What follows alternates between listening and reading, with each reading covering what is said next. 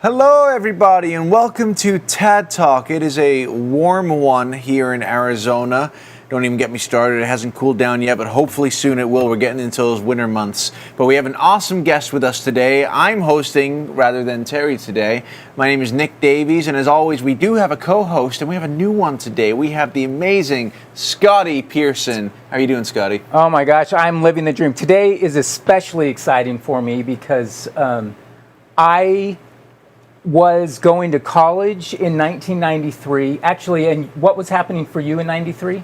I was coming out of the womb. Yes, and Nick was being born. So Nick's the perfect host for this, but today's exciting for me because I remember 93 like it was yesterday, and our guest today was in the backdrop of my life, so it's pretty exciting. It's going to be awesome. We've all had those guests that we've been extremely excited about. And after you see him talk and after you see this next video, you're going to be excited as well. Check out this video of Gin Blossoms with Robin Wilson.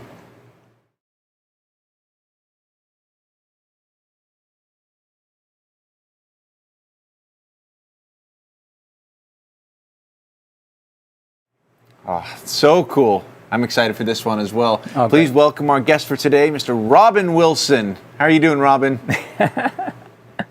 I'm very well. Hello, gentlemen. Good to see you. So it's Scott and Nick. That's who I'm speaking with, correct? Yes, correct. Okay, great. You are indeed. Great. Welcome to my home here on Long Island.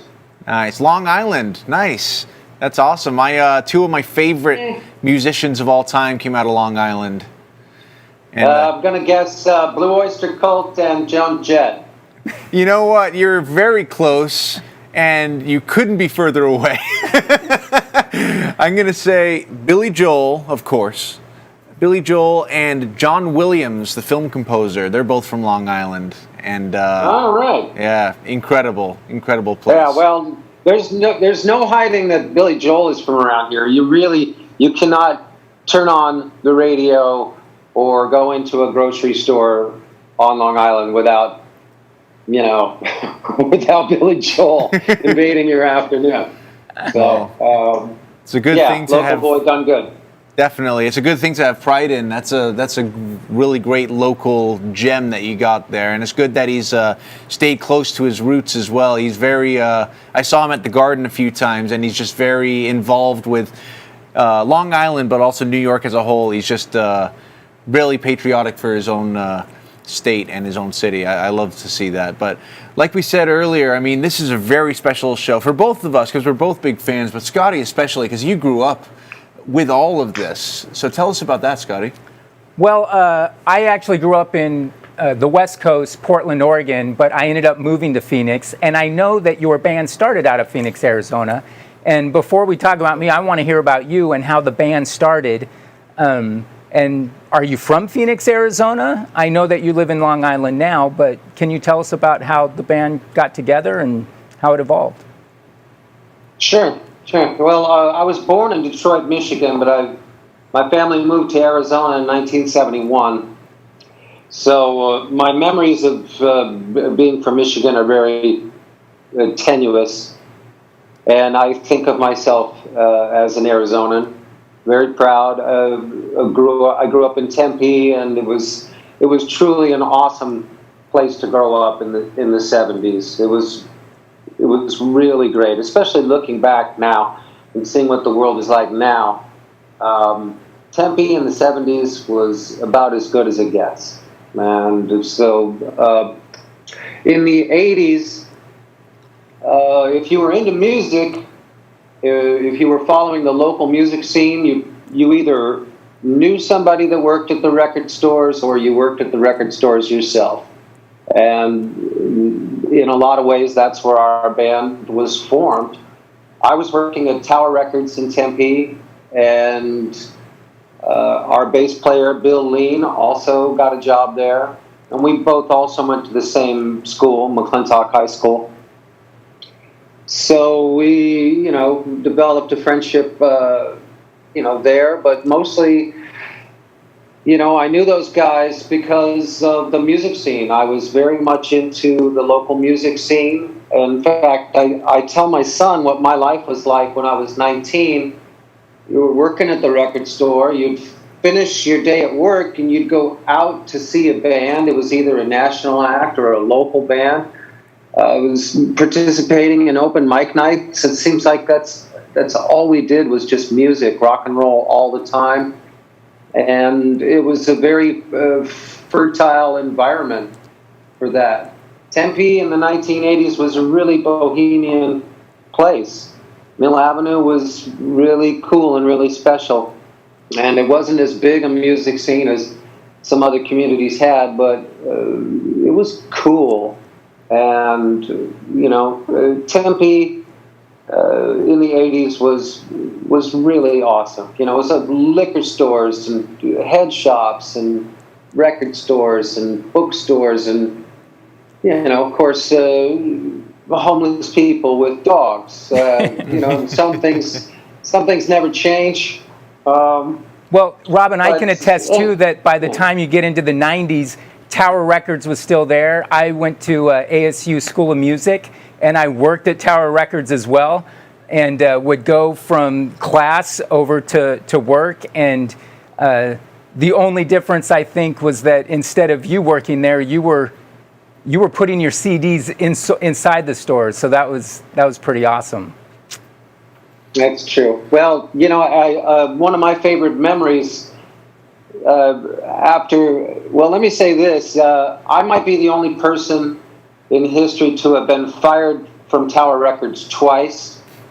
But after the second time I got fired from Tower, I got a job across the street at Zia Records. And then a few years after that, I was working at Rockaway Records in Mesa, which was right across the street from MCC.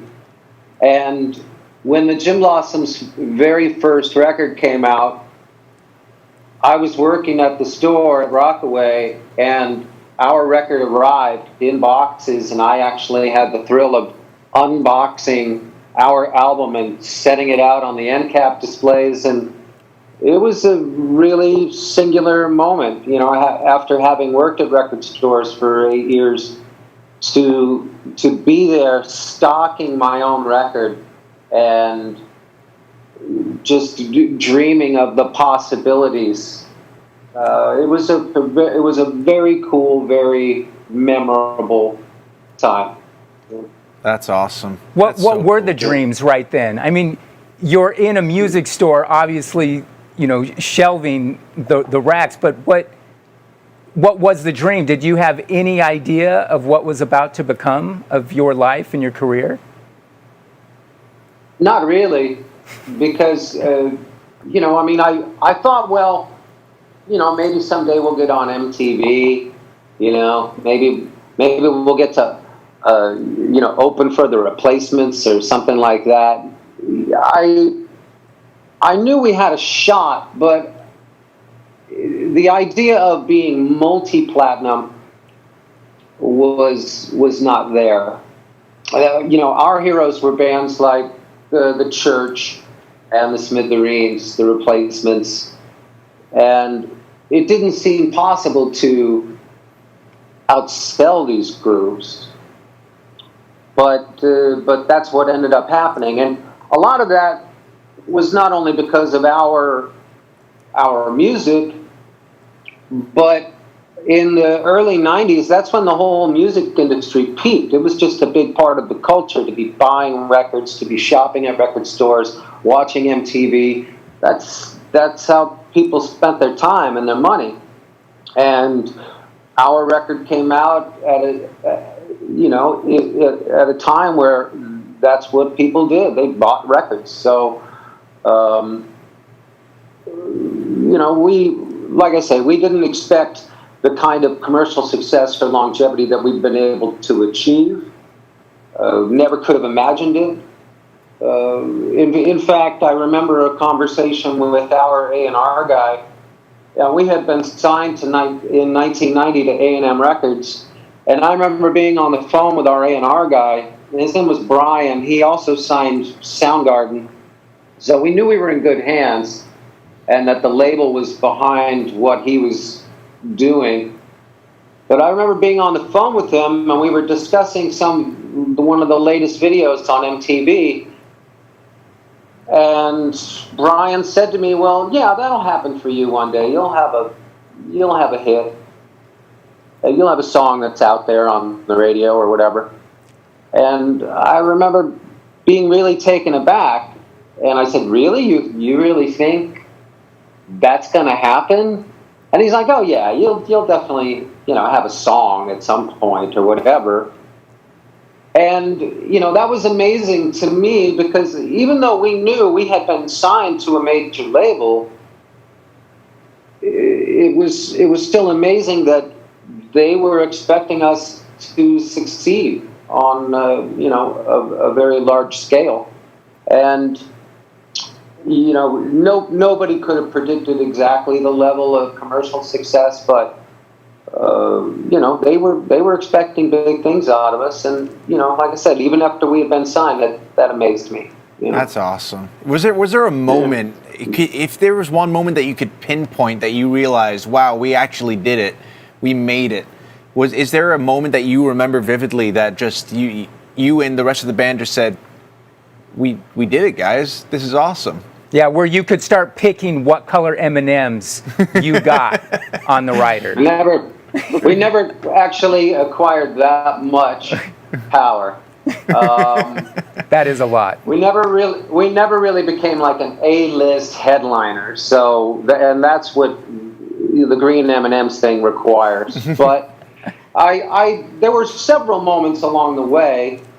Certainly getting your first gold record. The first time you're ever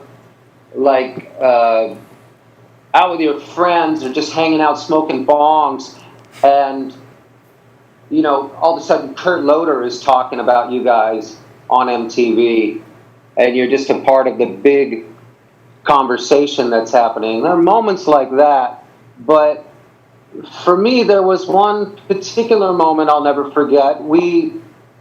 Right after New Musical Experience was released, we were on tour with Toad the Wet Sprocket, and their album had just gone gold, so we were swimming in their wake and riding all of their momentum. And there was a moment after one of the shows where we were all out by our van, we were piling into our van, and they were getting into their bus, and everybody was signing autographs, and we had people around us, like a crowd of people around us, and Toad was right there, and they were signing autographs, and I had this crowd of people around me, and I was signing autographs, and I remember looking around and realizing that something has changed, and that we were in a new place. We were a part of a bigger scene than we had been when we were just a local band. And that now we were a national act, and we've turned a corner, and there's no going back. And I remember that feeling very distinctly. And when I jumped in the van and we drove off, and I think I even said something like that from the back of the van. I think I shouted up front, "Hey guys, we're in all new territory." That's awesome. That's so cool. When we come back from the break, we're going to keep talking about Gin Blossoms, and we're going to talk about the Grammys, which was a big part of Gin Blossom's career. And we're also going to talk about how the music business has changed over the years, since the 90s up to the present day. So stick around. We'll be right back with part 2. Welcome to TAD Creative Studios, Arizona's state-of-the-art creative facility. We are a turnkey operation, so you're not wasting any time on setup. Simply show up and start rehearsing a recording. We offer our on-the-fly video switching and editing, meaning you can walk away with the edited footage the very same day. We can come to your location, and our setup is ready-made for indoors and outdoors. Our 30-foot LED video wall provides the perfect backdrop for bands and entertainers. The results are amazing. Create your next YouTube presentation on our multifunction interview set. Over 20 years experience creating and producing the most effective scissor reels in the market. TAD Creative Studios. Check it out for yourself.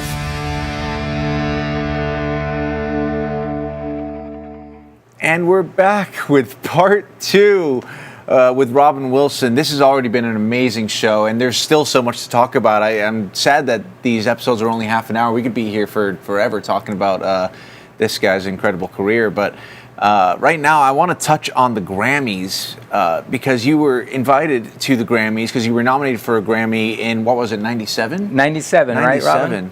Tell us about that experience. Well, what the nomination arrived in 96, but yeah, it was like January or February of 97 when we actually attended the Grammys. And that was a weird time. I don't really have a lot of fond memories of that because the band was breaking up at the time and we weren't getting along, and we had already decided that we were breaking up. So in the summer of 96, we were out on tour with, we spent most of the summer with Neil Young, and then we did like 5 or 6 weeks with Goo Goo Dolls. And so we had all of the machinery of the music industry behind us. We had a hit record and all of that, but we weren't getting along. We were very disillusioned. A lot of different competing personalities and rock and roll philosophies and code of ethics and all of that. We were not very happy. So there was, I won't get into the ugly details of why, but there was a moment where I said, I'm leaving the group. And eventually I was convinced to come back and that we were going to make another record for A&M. And I agreed to that, and we were all planning at some point to do that. And then in the fall of 96, we were performing at the Arizona State Fair for like the 3rd or 4th year in a row. And at some point backstage when I was with my bandmates, I said, okay, so when are we going to make this record? And I don't remember which one of them, but one of my bandmates said, you know what, we decided we're not going to do it. It's not going to be any fun.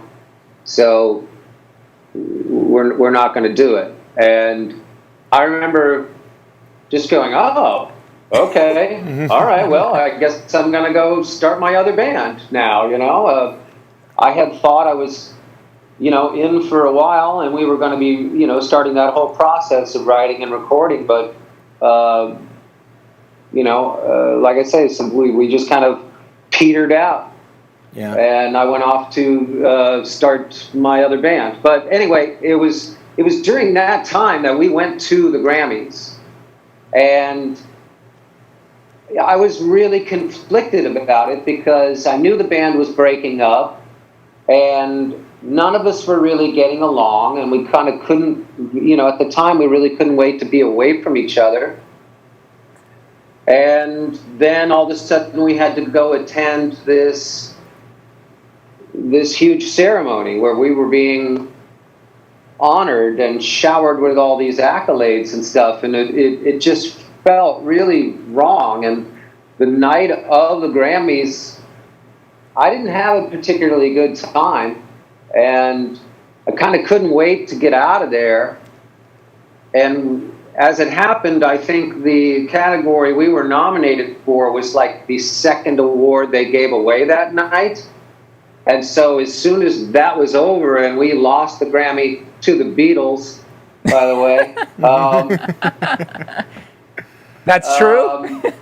Yeah, the Beatles won that year. Remember, they had remixed some songs. They had a compilation out, and they had remixed a couple of songs.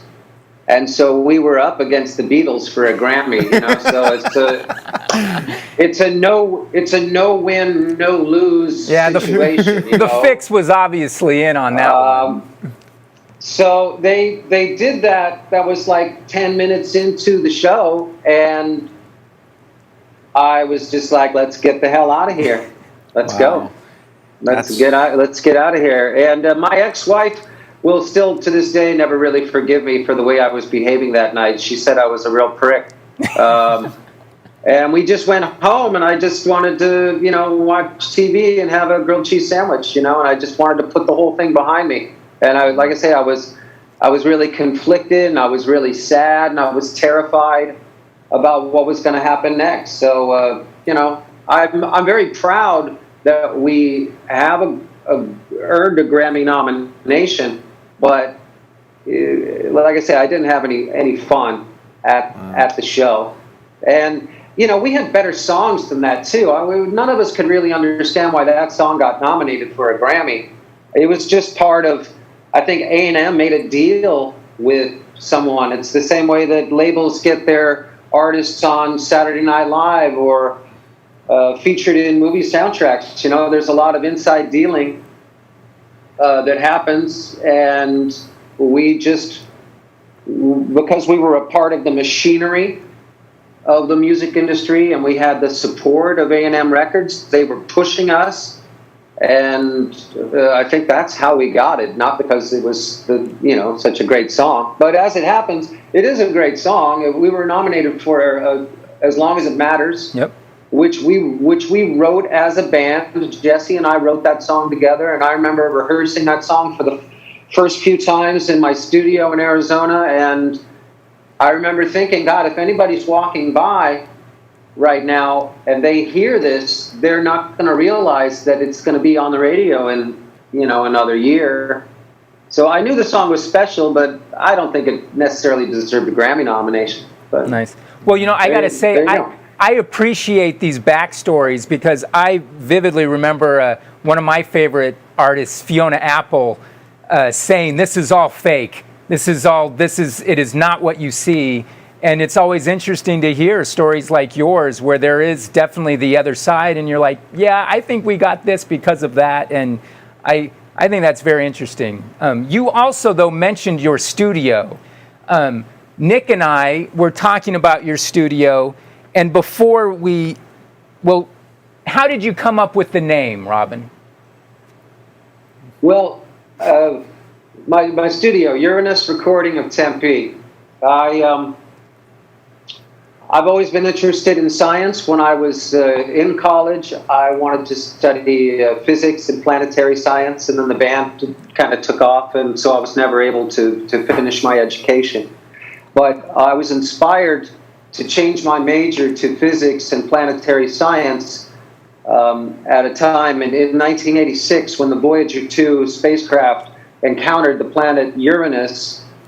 There was a broadcast on public television for like 2 nights in a row where all of the JPL scientists were going over the new data, and you had people like Kip Thorne and Carl Sagan like seeing these images and reading the data for the first time, and the level of excitement and the profound discovery that was taking place really, really inspired me, and it became sort of a turning point in my life where I had direction and focus, and I knew what I was interested in and what I was willing to dedicate my life to.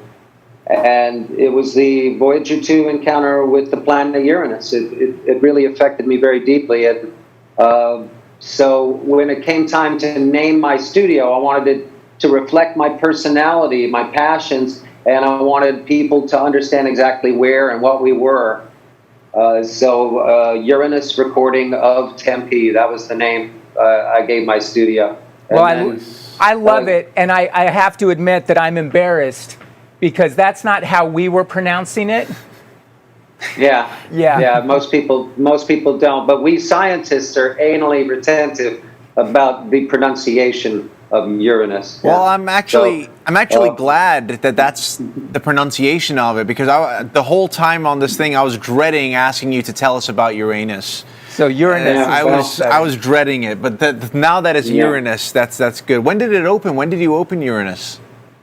Well, actually, the Jim Blossoms originally built it as a demo studio, and then in 1997, when I took it over by myself, I really invested heavily in the gear and the acoustics, and I turned it into a full-fledged professional studio and began competing with the other studios in town. So I kept it I had it for 20 years. I closed it down in 2015, and I still have a lot of the stuff here with me on Long Island, like some of the chairs here were at the studio, and in my basement here, I have a recording studio, a little demo studio downstairs, and a practice room, and a lot of the aesthetic touches are mementos that I've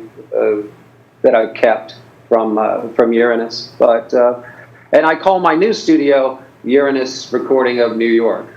Nice. And it's it means a lot to me. It was a really special place, and over the course of the 20 years, we had pretty much every major artist in Arizona you drop by, and most of them recorded there. And for a number of years, one of the local radio stations was hosting concerts there. And so you can still find these fantastic videos of groups like Fun and Foster the People and Social Distortion all performing there. And it was a cool, fun, very, very special place. But that's ultimately, great. The music industry changed so much over the course of my tenure there. And, by the mid-2000s, it was just, the whole recording business was very different. And once computer recording became ubiquitous, it became more and more difficult to sell the idea of full budget recording in a real studio. So it's a tough business. So now if my band, if we need a studio in Arizona, we go to STEM Recording, which is owned by our friend Curtis Grippy, who was the drummer of Dead Hot Workshop.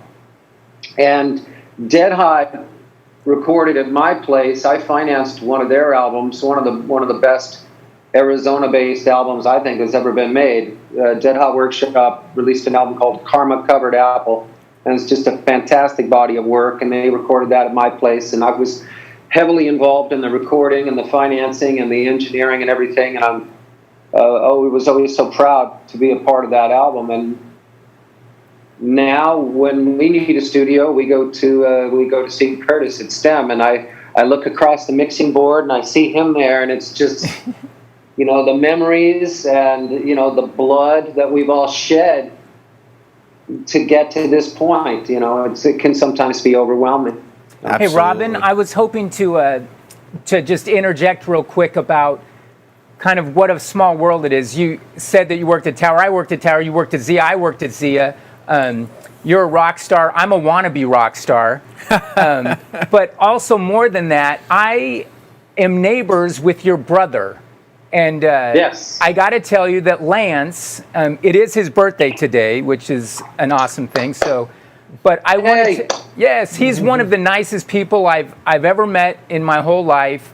I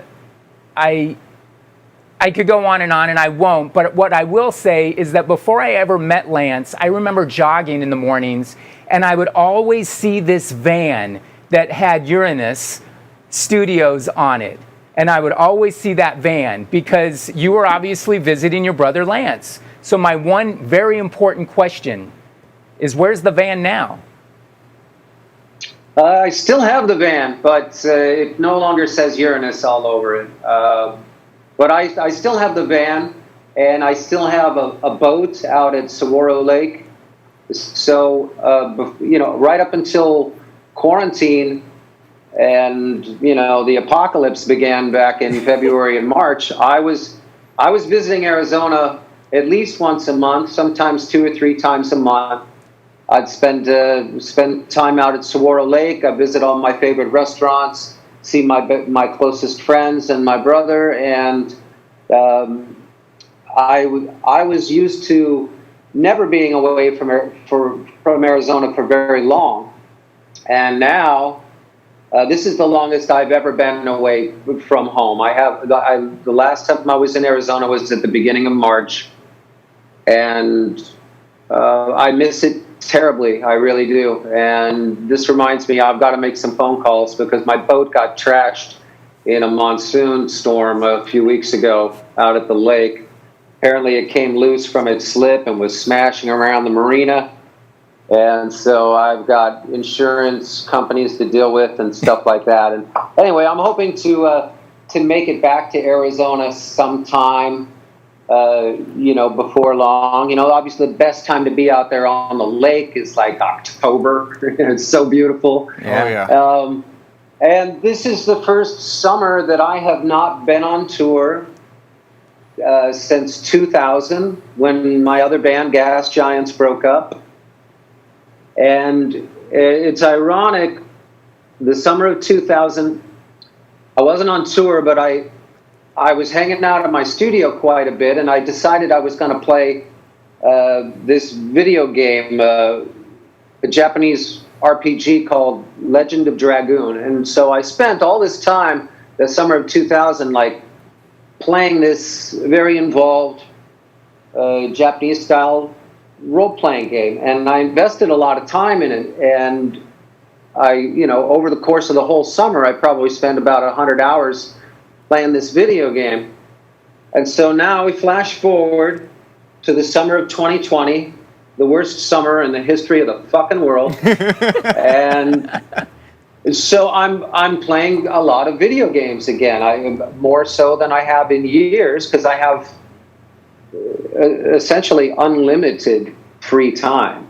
So this summer I dove into a hardcore RPG, and I just finished the final boss battle the other night, but apparently between June and September I played this game for 145 hours before I finally just took down the final boss.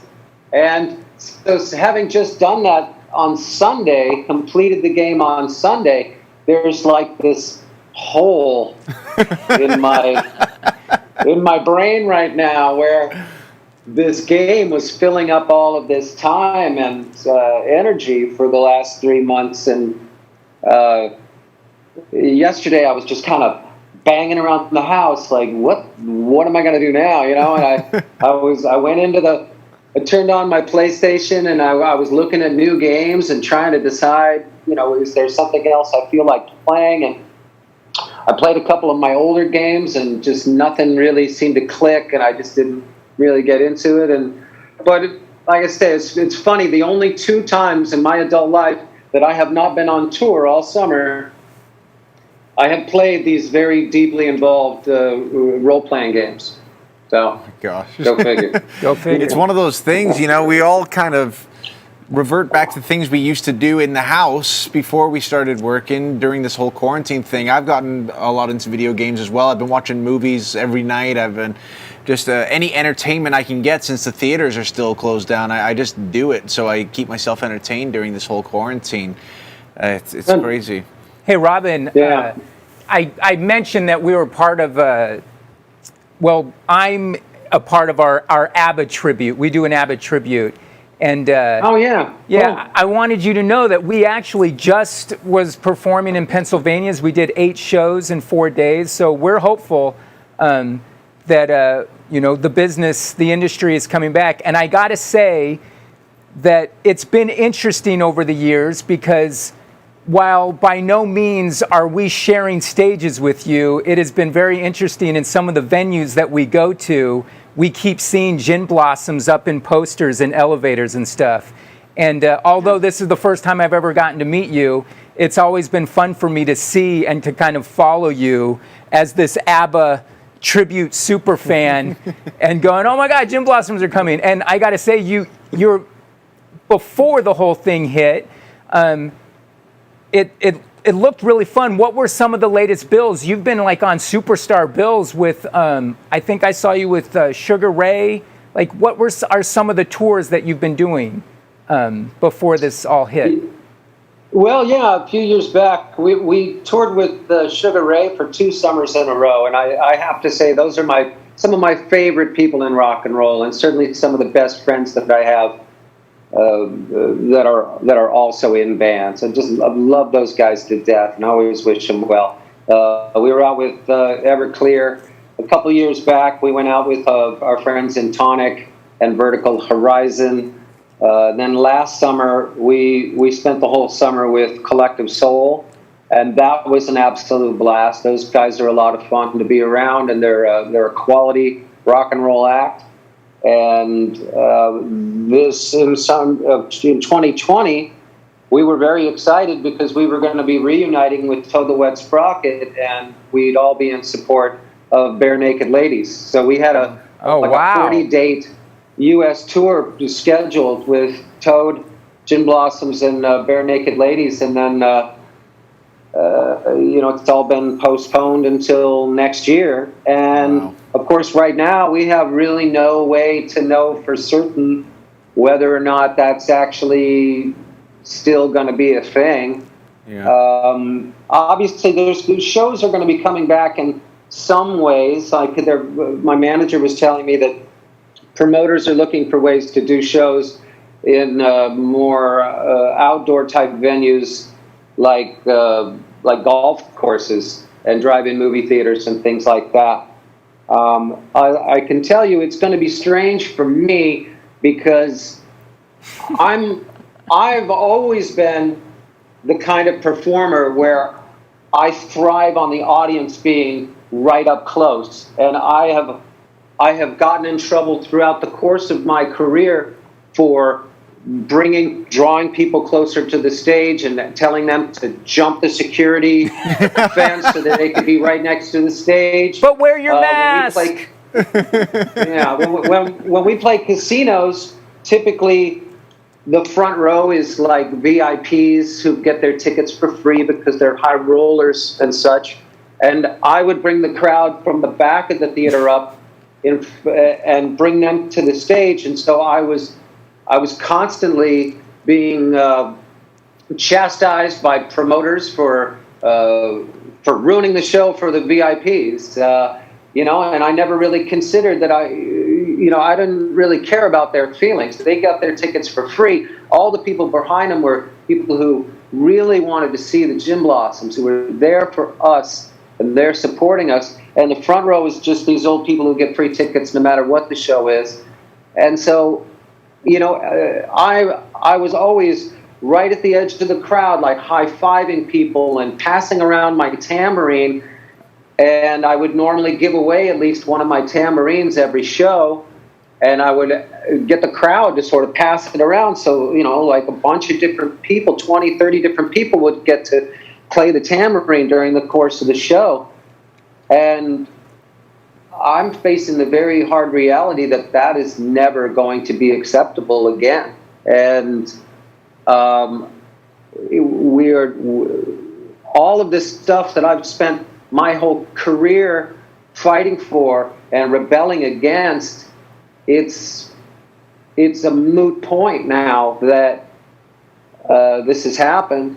And I'm realizing that the whole time I'm performing, I'm bathing the first few rows in all of my lung moisture, And I mean, anyone who's within, 6 feet, 10 feet of me while I'm doing that, I mean, they're getting blasted with my germs. And, I always knew, okay, I just high-fived 50 people, I better go wash my hands.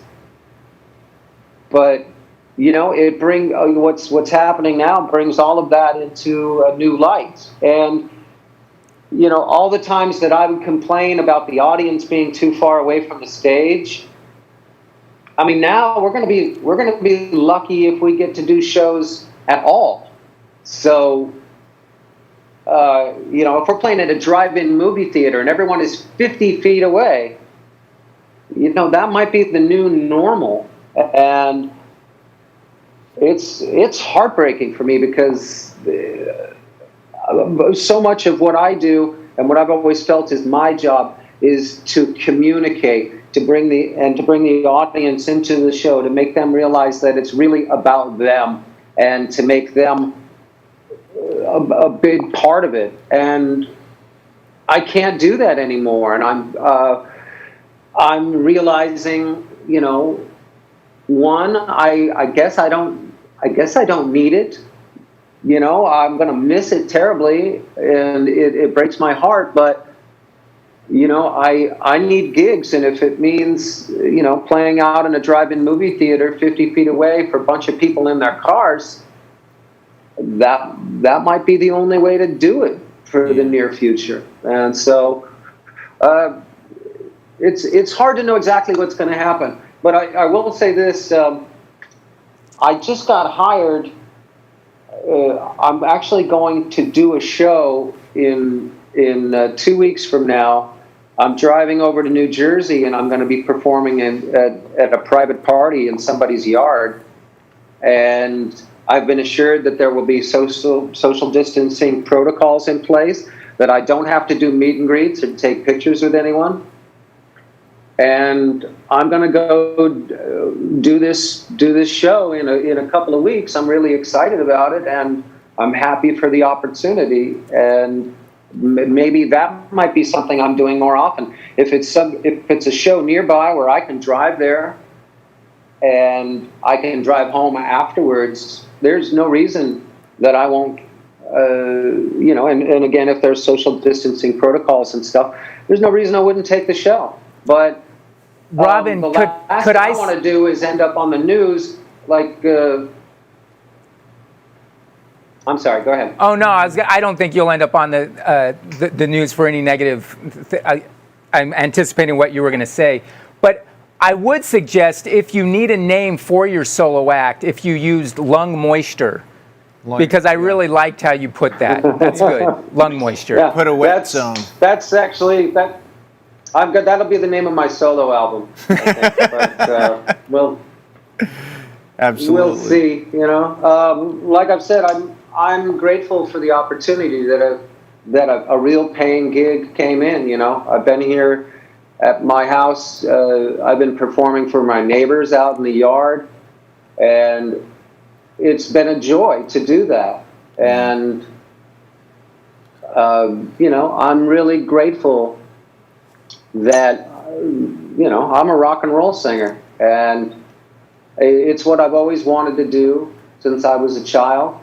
And so to do it professionally, to do it at a very high level is incredibly rewarding and humbling. You know? Definitely. This has been a great show. A lot of people out there right now don't realize how greatly this whole thing is affecting the music industry, and it really is a little crazy, and it is a little difficult to see how it's going to come back. But like Scotty said a little earlier, we just did a run of shows, and it seemed as though the audience was more excited and willing to be there for the entertainment than they were scared to be out. So hopefully many more people have that mentality right now when it comes to live music, and hopefully next year we'll see you on there in the same bill with all those incredible bands you mentioned, because that would be awesome. But I wish this show could be longer. I really do, because this is just so informative and awesome, and I have a billion questions. Maybe we'll get you back on again. But Robin, this has been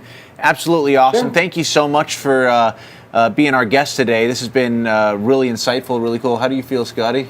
Yeah, this is great. I'm looking forward to asking your brother for backstage passes for when all this comes back together. Sure. Yeah, well, it might be that no one's allowed backstage in the future. We don't know how that's going to work out. You might be playing his backyard, and maybe he'll let me in his backyard. I think we could probably swing that. I hope so. You know, I really do miss Arizona terribly. I can't tell you what it's like for me to have been away this long, and how much Arizona means to me. I've been flying an Arizona flag out in my front yard since the quarantine began, and you know, my neighbors, it confused them.